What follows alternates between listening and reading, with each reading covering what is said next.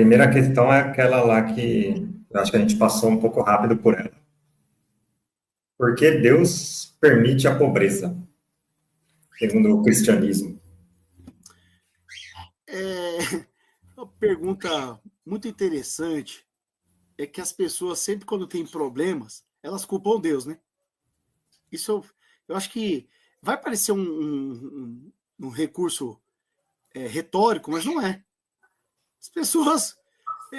Existem várias mazelas no mundo, pessoas que fazem coisas que até Deus duvida, e aí, na hora de fazer um questionamento sobre a pobreza, elas falam: Ó, por que Deus permite? Meu, Deus não tem nada a ver com pobreza. Então, é claro que, sendo ele, a partir da nossa perspectiva cristã e islâmica, um ser excelente, perfeito, fica Uhum. meio contraditório em termos humanos a gente falar assim: poxa, Deus, por que ele permite a pobreza? Né? Então, eu diria duas coisas aí sobre isso, para quem nos assiste e também respondendo a sua pergunta.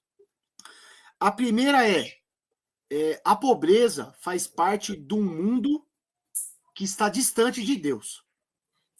Então, se a gente for pensar em termos religiosos, cristãos, a pobreza existe porque o ser humano criou a pobreza. Foi Deus que criou a pobreza. Então, a primeira coisa é essa. E a segunda coisa é que quando nós estamos observando a forma como os seres humanos agem, e se a gente for pensar, então, numa vida, por exemplo, sem Deus, nós percebemos que a pobreza ela está inserida na realidade, na história humana, por questões puramente humanas. E a gente fica se perguntando, pô, mas por que tem pobreza?